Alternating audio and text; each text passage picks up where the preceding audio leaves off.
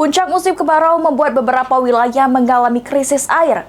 Namun, Badan Penanggulangan Bencana Daerah Provinsi Sumatera Selatan belum menerima laporan terkait krisis air yang melanda wilayah Sumsel.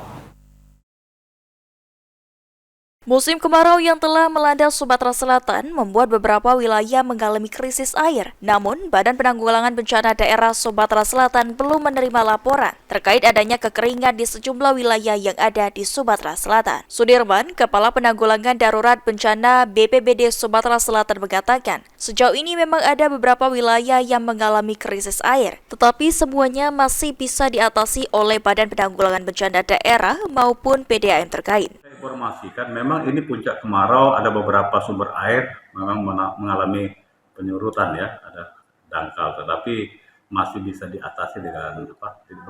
Belum ada informasi bahwa ada kekeringan yang melanda di beberapa kabupaten. Dari teman-teman kita BPBD masih aman-aman.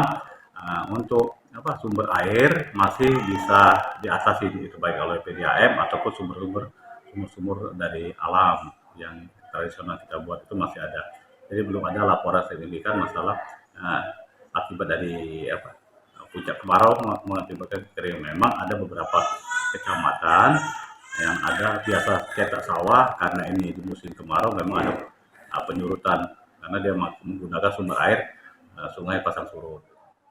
Ditambahkan Sudirman, untuk mencegah terjadinya kekeringan, Badan Penanggulangan Bencana Daerah Sumatera Selatan telah melakukan upaya untuk bekerja sama dan berkoordinasi dengan PDAM Kabupaten Kota. Sudirman juga mengimbau kepada masyarakat yang telah mengalami krisis air agar segera melapor ke PDAM Kabupaten Kota agar segera